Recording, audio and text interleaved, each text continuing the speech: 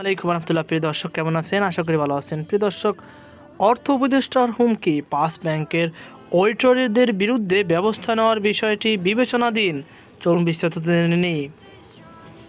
প্রিয় দর্শক, দেশের 5টি ব্যাংকের অডিটরদের বিরুদ্ধে ব্যবস্থা নেওয়া হবে কিনা সেই বিষয়ে বিবেচনায় রয়েছে বলে জানিয়েছেন অর্থ উপদেষ্টা ডক্টর সালেউদ্দিন আহমেদ। এই 5টি ব্যাংক হলো ফার্স্ট সিকিউরিটি ইসলামী ব্যাংক, সোশ্যাল ইসলামী ব্যাংক, এক্সিম গ্লোবাল ইসলামী ব্যাংক ও ইউনিয়ন ব্যাংক। একই সঙ্গে এসব ব্যাংকের শেয়ার হোল্ডাররা কোন প্রেক্ষাপটে শেয়ার কিনেছেন তা পরীক্ষা করা হচ্ছে বলেও জানান তিনি।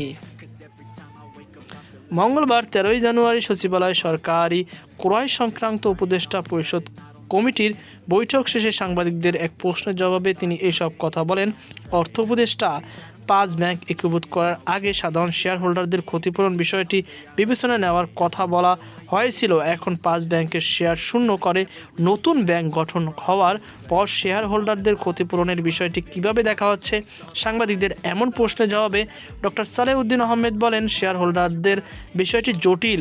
শুধু বললেই হবে না বা দাবি করলেই সিদ্ধান্ত নেওয়া যায় না।